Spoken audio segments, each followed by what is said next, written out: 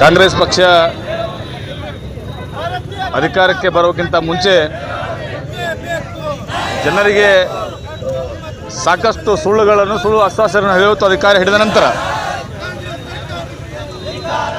ಲೋಕಸಭೆ ಚುನಾವಣೆಯವರೆಗೆ ಜನರಿಗೆ ಕಣ್ಣಿಗೆ ಮಣ್ಣನ್ನು ಎರಚುವಂಥ ಕೆಲಸ ಮಾಡಿದಂಥ ಕಾಂಗ್ರೆಸ್ ಸರ್ಕಾರ ಇವತ್ತು ಸಂಕಷ್ಟದಲ್ಲಿರುವಂಥ ಜನರಿಗೆ ತೊಂದರೆ ನೀಡುವಂಥ ಕೆಲಸ ಮಾಡಿದೆ. ಇವತ್ತು ಅವರ ನೋವಿನ ಮೇಲೆ ಬರೆಯನ್ನು ಎಳೆಯುವಂಥ ಕೆಲಸ ಇವತ್ತು ಕಾಂಗ್ರೆಸ್ ಸರ್ಕಾರ ಮಾಡಿದೆ. ಪೆಟ್ರೋಲ್ ಮತ್ತು ಡೀಸೆಲ್ ಬೆಲೆಗಳು ಚುನಾವಣೆ ನಂತರ ನಾವು ಕಡಿಮೆ ಮಾಡ್ತೀವಿ ಅನ್ನೋ ಮಾತು ಸಿದ್ದರಾಮಯ್ಯ ಸಂದರ್ಭದಲ್ಲಿ ಹೇಳಿದರು.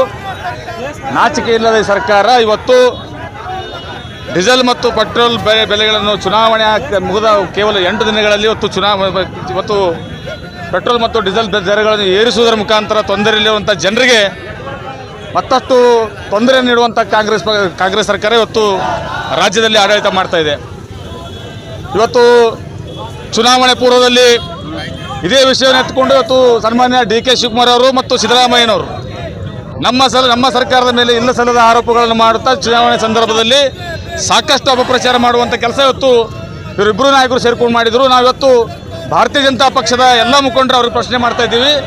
ಆ ಸಂದರ್ಭದಲ್ಲಿ ತಾವು ಮಾಡಿದಂಥ ಹೋರಾಟಗಳು, ತಾವು ಆಡಿದಂಥ ಮಾತುಗಳು ಇವತ್ತು ಎಲ್ಲಿ ಹೋದವು ಅಂತ ಅನ್ನೋ ಮಾತು ಇವತ್ತು ನಾವು ಅವ್ರಿಗೆ ಪ್ರಶ್ನೆ ಮಾಡ್ತಾ ಇದ್ದೀವಿ. ಮತ್ತು ತೊಂದರೆಯಲ್ಲಿರುವಂಥ ಜನರಿಗೆ ಇವತ್ತು ತಾವೇನು ಪೆಟ್ರೋಲ್ ಮತ್ತು ಡೀಸೆಲ್ ದರವನ್ನು ಏರಿಕೆ ಮಾಡುವ ಮುಖಾಂತರ ಇವತ್ತು ಜನರಿಗೆ ತೊಂದರೆ ನೀಡುವಂಥ ಕೆಲಸ ಮಾಡಿದ್ದೀರಿ. ಇವತ್ತು ಭಾರತೀಯ ಜನತಾ ಪಕ್ಷ ಇವತ್ತು ಸುಮ್ಮನೆ ಕೂಡುವುದಿಲ್ಲ. ಒಂದು ಅಧಿಕೃತ ವಿರೋಧ ಪಕ್ಷವಾಗಿ ತಮ್ಮ ವಿರುದ್ಧ ನಿರಂತರವಾದ ಹೋರಾಟ ನಮ್ಮದು ನಡೀತದೆ. ಇಲ್ಲಿವರೆಗೆ ಡೀಸೆಲ್ ಮತ್ತು ಪೆಟ್ರೋಲ್ ದರ ಇಳಿಕೆ ಮಾಡೋದಿಲ್ಲವೋ ಅಲ್ಲಿವರೆಗೆ ನಮ್ಮ ಪಕ್ಷದ ಒಂದು ರಾಜ್ಯ ನಾಯಕರ ನಮ್ಮ ರಾಜ್ಯದ ಅಧ್ಯಕ್ಷರಾದಂಥ ವಿಜೇಂದ್ರ ಅಣ್ಣವರ ಒಂದು ಆದೇಶದ ಮೇರೆಗೆ ನಮ್ಮೆಲ್ಲ ಮುಖಂಡರ ಒಂದು ನೇತೃತ್ವದಲ್ಲಿ ಬರುವ ದಿನಗಳಲ್ಲಿ ನಮ್ಮ ಶಾಸಕರು, ಸಂಸದರು, ಮಾಜಿ ಶಾಸಕರು ಎಲ್ಲರ ಒಂದು ನೇತೃತ್ವದಲ್ಲಿ ನಮ್ಮ ಹೋರಾಟ ಇದೇ ರೀತಿಯಾಗಿ ಮುಂದುವರಿಸಿಕೊಂಡು ಹೋಗ್ತೇವೆ ಅಂತೇಳಿ ಈ ಸಂದರ್ಭದಲ್ಲಿ ನಾನು ಹೇಳ್ತಾ ನನ್ನ ಮಾತು ಮುಗಿಸ್ತಾ ಇದ್ದೀನಿ. ಕರ್ನಾಟಕದಲ್ಲಿ ಕಾಂಗ್ರೆಸ್ ಸರ್ಕಾರ ಬಂದ ಮೇಲೆ ಜನರ ಬದುಕು ಇವತ್ತು ದುಸ್ತರ ಆಗಿದೆ. ಇವತ್ತು ಮುಖ್ಯಮಂತ್ರಿಗಳು ತಮ್ಮ ಬಂಡ ರೀತಿಯ ಹೇಳಿಕೆಯನ್ನು ಕೊಡ್ತಾ ಇದ್ದಾರೆ. ಪಕ್ಕದ ರಾಜ್ಯಗಳಲ್ಲಿ ಇನ್ನೂ ಹೆಚ್ಚು ರೀತಿ ಡೀಸೆಲ್ ಪೆಟ್ರೋಲು ಬೆಲೆ ಇದೆ. ಹಾಗಾಗಿ ನಾವು ಏರ್ಸಿರುವಂಥ ಪೆಟ್ರೋಲ್ ಡೀಸೆಲ್ ಬೆಲೆಯನ್ನು ನಾವು ವಾಪಸ್ ತಗೊಳ್ಳೋದಿಲ್ಲ ಅಂತಕ್ಕಂಥ ಮಾತನ್ನು ಇವತ್ತು ಸಿದ್ದರಾಮಯ್ಯನವರು ಹೇಳ್ತಾ ಇದ್ದಾರೆ. ಅದು ಅವರಿಗೆ ಶೋಭೆ ತರ್ತಕ್ಕಂಥ ಮಾತಲ್ಲ. ಇವತ್ತು ಭಾರತೀಯ ಜನತಾ ಪಾರ್ಟಿ ಇವತ್ತು ಇಡೀ ರಾಜ್ಯದಲ್ಲಿ ಸಾಂಕೇತಿಕವಾಗಿ ಹೋರಾಟವನ್ನು ಮಾಡ್ತಾ ಇದೆ. ಮಾನ್ಯ ಮುಖ್ಯಮಂತ್ರಿಗಳಲ್ಲಿ ಒತ್ತಡವನ್ನು ನಾವು ತರ್ತಾ ಇದ್ದೇವೆ.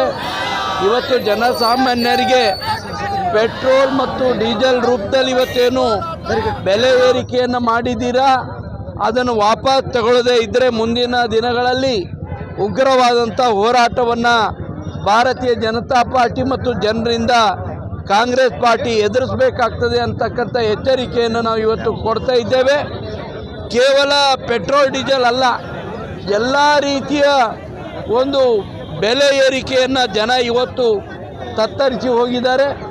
ಮಾನ್ಯ ಸಿದ್ದರಾಮಯ್ಯನವರೇ, ಇವತ್ತು ನೀವೇನು ಇವತ್ತು ಬಂಡತನವನ್ನು ಮೆರಿತಾ ಇದ್ದೀರಾ, ಇದನ್ನು ಇಲ್ಲಿಗೆ ನಿಲ್ಲಿಸದೇ ಇದ್ದರೆ ಇಲ್ಲಿ ಕರ್ನಾಟಕದ ಜನ ಸುಮ್ಮನೆ ಕೂಡೋದಿಲ್ಲ ಅಂತಕ್ಕಂಥ ಮಾತನ್ನು ನಾವು ಈ ಸಂದರ್ಭದಲ್ಲಿ ಪ್ರತಿಭಟನೆಯ ಮುಖಾಂತರ ಇವತ್ತು ಎಚ್ಚರಿಕೆಯನ್ನು ಕೊಡ್ತಕ್ಕಂಥ ಕೆಲಸವನ್ನು ಭಾರತೀಯ ಜನತಾ ಪಾರ್ಟಿ ಮಾಡ್ತಾ ಇದೆ. ಈಗ ನಮ್ಮ ಶಾಸಕರ